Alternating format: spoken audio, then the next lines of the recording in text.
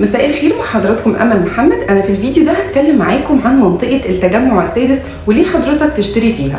منطقه التجمع السادس منطقه مهمه جدا كلوكيشن وكمان للشركات المطورين اللي نازلين فيها.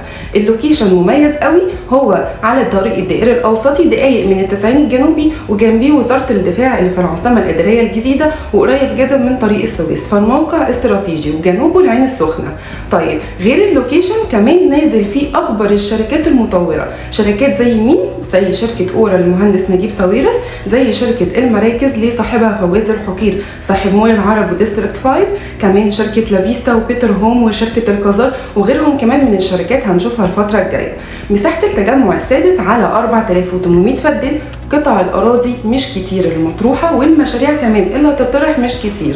ولو عملنا فلاش باك كده شويه هنلاقي مدينه العاصمه الاداريه الجديده والمستقبل سيتي والنيو زايد، المناطق دي اول ما اتطرح فيها بيع كان السعر او اول الناس اللي كسبوا هناك هم اللي اشتروا باول سعر، مش اول سعر للمشاريع بس، دي كانت اول سعر كمان للمنطقه نفسها، فكسبوا كمان كويس جدا. نفس الفرصه بتتكرر معانا دلوقتي، خصوصا ان اللوكيشن حلو جدا. حضرتك المطورين اللي نازلين كمان ما فيهمش كمان ريسك عالي في الاستثمار معاهم، سواء سكن او حتى حضرتك بتستثمر في الوحده سواء شقق او فيلل.